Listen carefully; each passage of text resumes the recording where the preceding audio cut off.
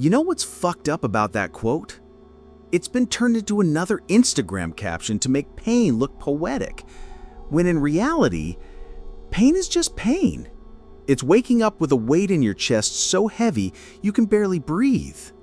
It's sitting in a meeting while someone tells you to be grateful for having a job, even though you're breaking inside. It's hearing a sermon that says your suffering is a test from God, and if you just keep thanking Him, you'll get through it.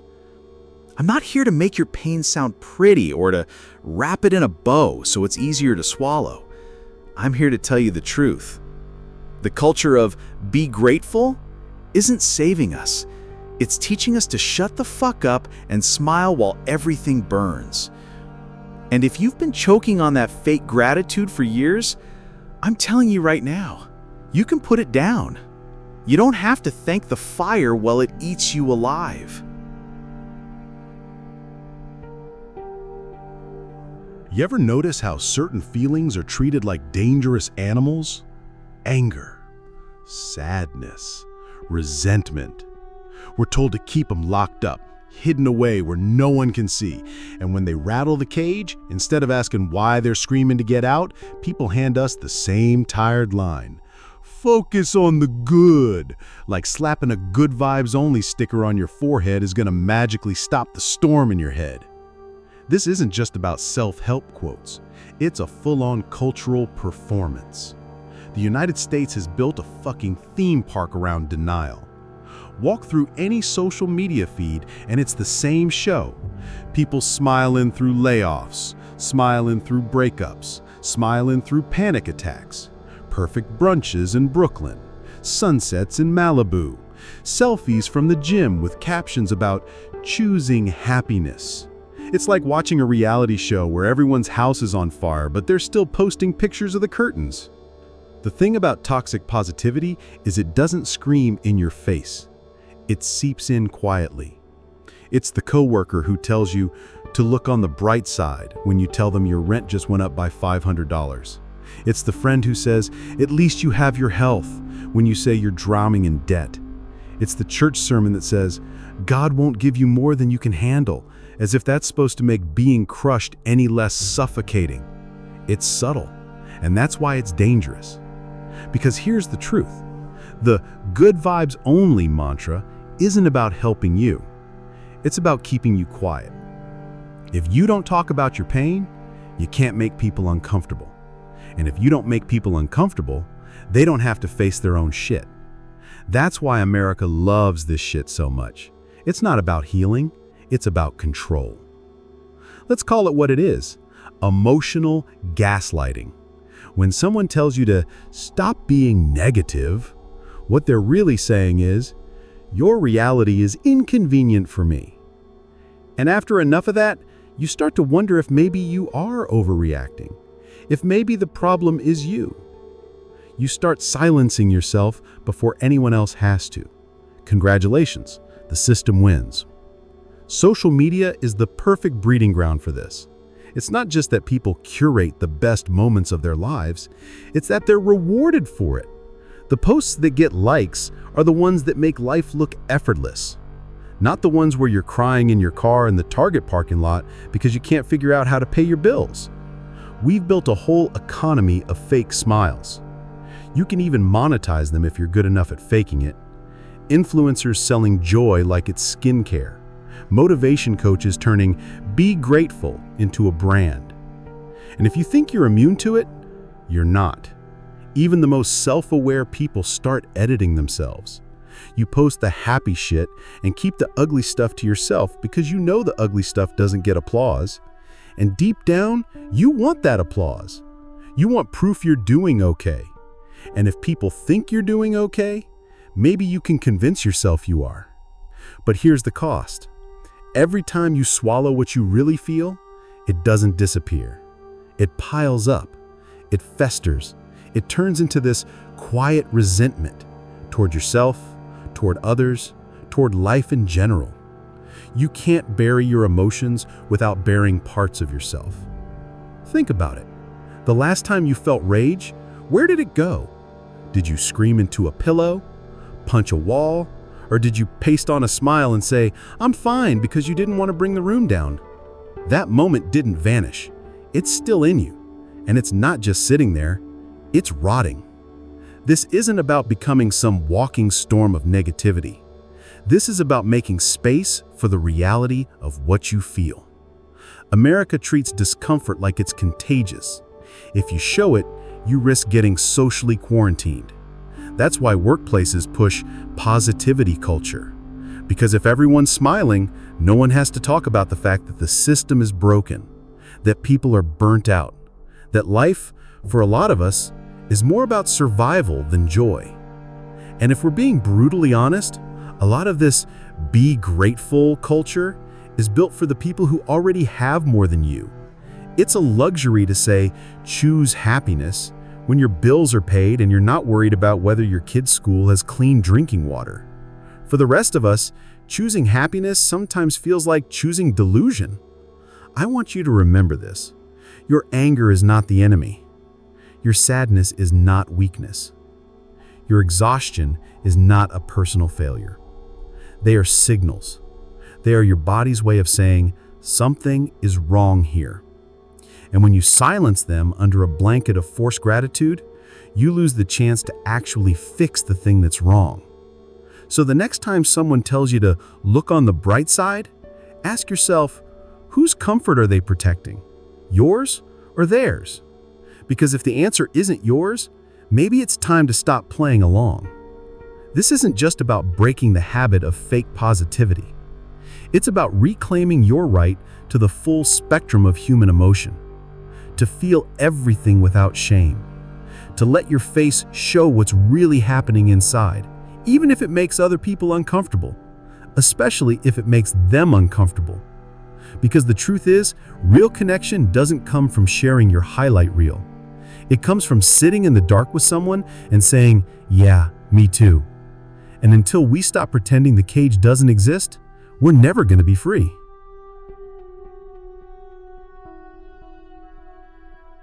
Here's the thing about all that forced gratitude and fake positivity even swallowing.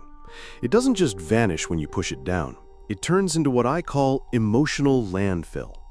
Every unspoken frustration, every choked back tear, every time you said, "I'm good," when you weren't, it all gets dumped in this invisible pile inside you. And just like a real landfill, it starts leaking into everything. It poisons your relationships. It warps your self-worth. It changes the way you see the world without you even realizing it. This is what no one tells you about be grateful culture. It trains you to treat your own pain like it's trash. You get good at hiding it, but you never actually get rid of it. You just shove it further down where no one has to deal with it, including you. And the longer you keep doing it, the more it starts to stink. Think about how often we replace honesty with performance. Your partner asks how your day was, and you say, "Fine," even though you wanted to scream into the void. Your friend tells you about their promotion while you're silently wondering how you're going to pay rent this month, but you force a smile and say, "I'm so happy for you." At work, you're told to keep things positive during a meeting about budget cuts, as if losing resources and support is somehow a gift you should thank them for. Every one of those moments is emotional bypassing, skipping over the truth because the truth is uncomfortable. And that's the sick part. This culture has convinced us that discomfort is the real problem, not the thing causing it. So instead of saying, "This situation is unfair," or "I'm hurting," we say, "I'm thankful it's not worse." We call that maturity, resilience, faith. But most of the time, it's just fear. Fear of being seen as bitter, fear of making someone else feel bad, fear of being judged for not fitting the grateful no matter what script. The cost of this is huge. When you stop expressing your real feelings, you stop trusting them. You start second-guessing every emotional signal your brain sends you. You wonder if you're too sensitive or too negative just because you don't feel like smiling through bullshit. And once you start doubting your own inner voice, you're wide open to being manipulated by employers, by partners, by family, by systems that benefit when you stay quiet.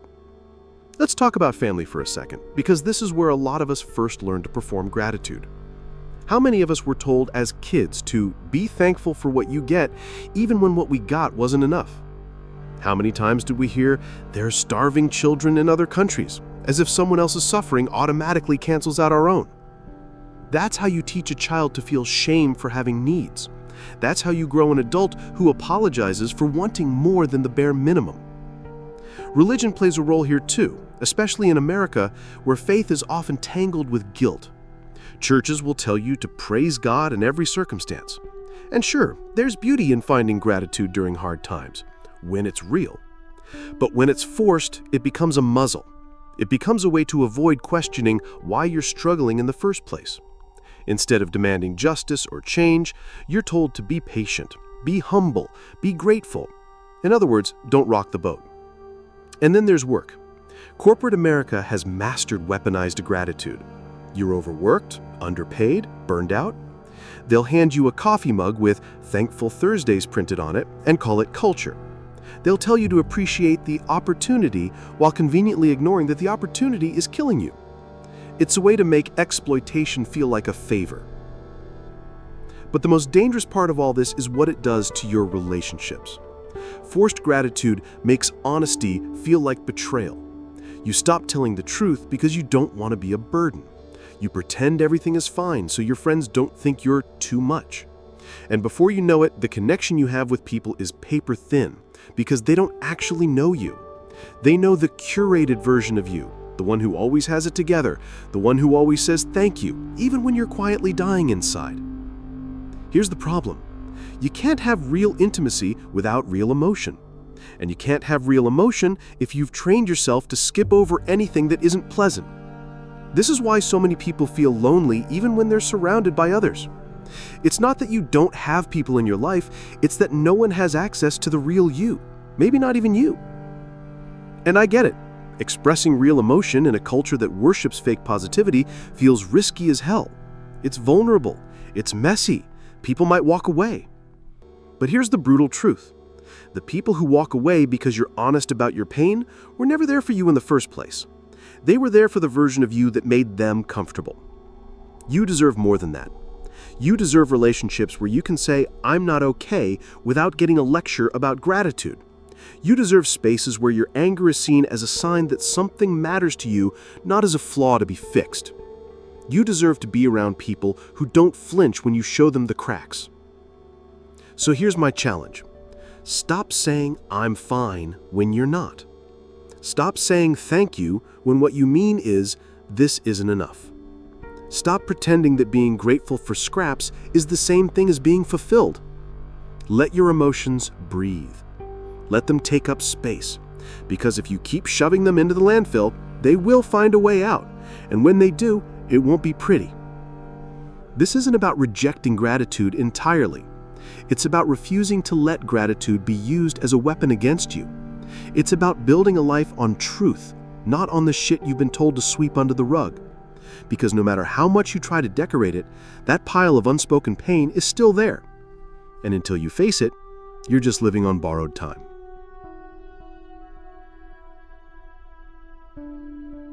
Here's the ugly truth no one likes to admit about forced gratitude. It doesn't just silence you, it trains you to settle. It wires your brain to believe that wanting more is selfish, that asking for better is ungrateful. And before you know it, you're defending the very shit that's holding you back. Gratitude, when it's real, is beautiful. But when it's weaponized, it becomes a sedative. It keeps you comfortable enough not to complain, but numb enough not to fight for change. It's the emotional equivalent of morphine. You still have the wound, but now you're too high on positive thinking to notice you're bleeding out. This is how entire systems stay in power. If you're taught to be thankful for the crumbs, you won't demand the fucking loaf. You won't strike. You won't protest. You won't risk the discomfort of shaking the table. You'll just smile politely and post on Facebook about how blessed you are to have what little you've been given. And the people holding the power? They fucking love that. Look at work culture. How many times have you heard people say, "I'm just grateful to have a job," while that job is eating them alive? That's not gratitude. That's conditioning. That's survival instinct dressed up in polite language. And companies know it. That's why they give you free pizza when they cut your benefits. That's why they talk about family while replacing you the second it's cheaper to hire someone else. Gratitude, in this context, becomes a leash. It's not just workplaces, it's in personal relationships too. You tell yourself you're lucky to have someone who sticks around, even if they don't treat you the way you deserve. You say, no relationship is perfect, as if imperfection is the same as disrespect. You convince yourself to be grateful for the bare minimum because you're afraid that asking for more will mean ending up alone. That's how gratitude turns into self-betrayal. And here's the paradox no one talks about. Real growth often starts with dissatisfaction. It starts with the gut-deep realization that something is not enough. If you deny yourself that moment because you're too busy forcing yourself to be thankful, you never get to the part where you change your life.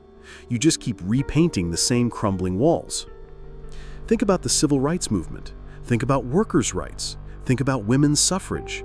None of those changes happened because people were grateful for the way things were. They happened because people were fucking furious.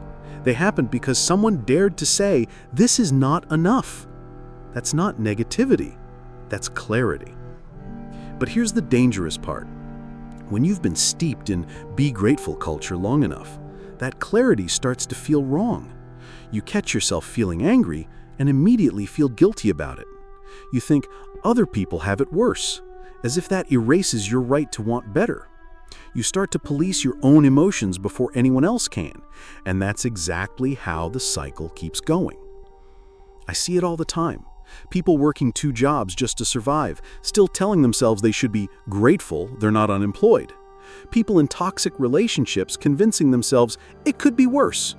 People staying quiet about abuse in their communities because at least we have some stability. That's not resilience, that's resignation. And here's where it gets even messier. When you've numbed yourself with forced gratitude, you don't just ignore your own pain.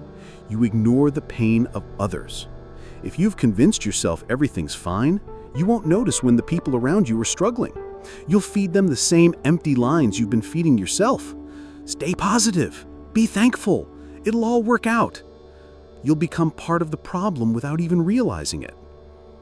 That's the hidden cost of this mindset. It doesn't just stop you from growing, it stops communities from growing, because change requires collective dissatisfaction. If we're all stuck in our little individual bubbles of fake gratitude, nothing moves. The problems stay exactly where they are while we pat ourselves on the back for staying positive. Let me make this clear. I'm not saying gratitude is bad. I'm saying gratitude without truth is poison. Gratitude that erases the need for change is dangerous. Gratitude that tells you to shut up and smile is not gratitude, it's obedience. And obedience is exactly what keeps you stuck. It keeps you in the same job, the same relationship, the same cycle year after year because you're afraid that wanting more makes you ungrateful. But wanting more is human. It's survival. It's the reason we have medicine, art, technology, human rights. Every single thing we value today came from someone refusing to be grateful for less. So if you feel restless, if you feel like something is missing, if you can't stop thinking there has to be more than this, don't smother that feeling with gratitude. Sit with it. Let it piss you off. Let it show you the cracks in your life, because those cracks are where the change comes in. This culture will tell you that you should be thankful for every little thing and never complain. But I'm telling you right now, gratitude that keeps you small is not gratitude worth keeping. Burn that shit to the ground. Keep the kind of gratitude that makes you strong, the kind that coexists with your hunger for more. Because when you stop settling, when you start demanding better, the whole fucking game changes, and no amount of fake positivity can compete with that.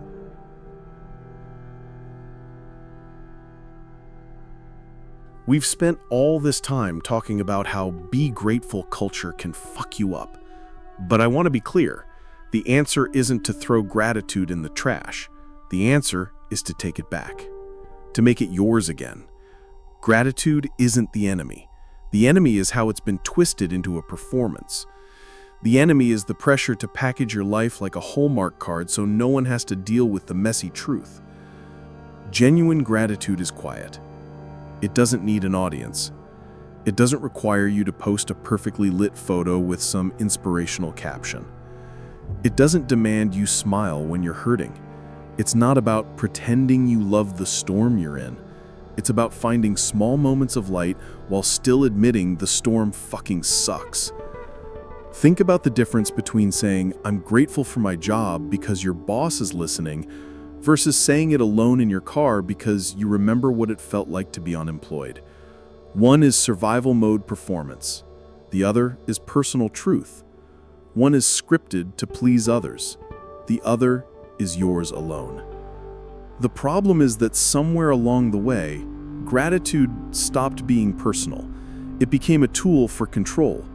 You were told to express it on demand, to prove you're humble, to prove you're loyal, to prove you're strong. But the moment gratitude is forced, it stops being real. And anything that isn't real will eventually start to feel like a lie you're living inside. So how do you reclaim it? First, you stop performing. You don't owe anyone proof that you're grateful. You can feel it without broadcasting it. You can be thankful for something and still call out what's wrong. That's not hypocrisy. That's being a whole human being. Second, you let gratitude coexist with every other emotion. You can be grateful for your partner and still get angry at them. You can be grateful for your health and still feel scared about the future. You can be grateful for your home and still wish you lived somewhere else. Real gratitude doesn't cancel out frustration, grief, or ambition. It sits next to them without trying to smother them. Third, you redefine what gratitude is for you. Not what your parents told you, not what your pastor said, not what your company's core values claim it is. For you. Maybe it's writing down one thing that made you smile today without forcing yourself to pretend everything else is fine. Maybe it's saying thank you to someone when you actually mean it and staying silent when you don't. Maybe it's refusing to say you're grateful for something that's actively hurting you. And here's the part that's going to make some people uncomfortable. You don't have to be grateful for everything. You don't have to thank the people who hurt you because they taught you a lesson. You don't have to be grateful for trauma because it made you stronger. Sometimes bad shit is just bad shit. Sometimes it leaves a scar that doesn't mean anything profound. And that's okay. You don't need to romanticize your suffering to make it valid.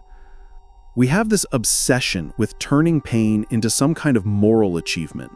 Like, if you can find a way to say thank you for the worst things that happened to you, you've officially healed. But healing isn't about finding the silver lining. Healing is about telling the truth. It's about saying, this hurt me, and letting yourself feel every inch of that hurt without apologizing for it. Gratitude can be part of that, but it should never replace it. And maybe the biggest shift is this. Stop treating gratitude like a performance for the outside world and start treating it like a conversation between you and yourself. If you're grateful, let it be because you feel it in your bones, not because you think you should. If you don't feel it, don't force it. That doesn't make you a bad person. It makes you honest. Here's what I've learned. Gratitude that comes from honesty actually makes you more powerful, not less. It doesn't shrink you. It doesn't tell you to settle. It doesn't ask you to ignore the cracks in your life. It gives you the strength to see them clearly and still keep going. It's not there to keep you quiet. It's there to remind you why you're still fighting. And maybe that's the real escape from be grateful culture. You stop using gratitude as a leash. You start using it as fuel. You let it sit alongside your rage, your grief, your hunger for change. You stop letting it be a tool that others use to keep you in line. You take it back and let it be messy and imperfect and completely yours. Because at the end of the day, gratitude should never cost you your voice. It should never make you shrink yourself to fit someone else's idea of positive. It should never force you to say thank you for less than you deserve. And if it does, it's not gratitude anymore. It's just another cage. So, keep the gratitude that feels real. Burn the rest. Smile when you mean it. Cry when you need to. Say thank you when it's true, and say nothing when it's not. That's not ingratitude.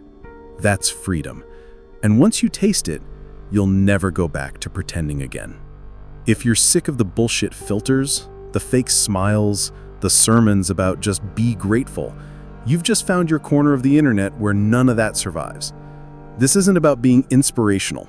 It's about being fucking real. If that's the air you've been gasping for, then don't just watch and disappear. Subscribe, because this is the one place you don't have to pretend. And if this video made you exhale for the first time today, hit like so it finds the people who need it as bad as you did.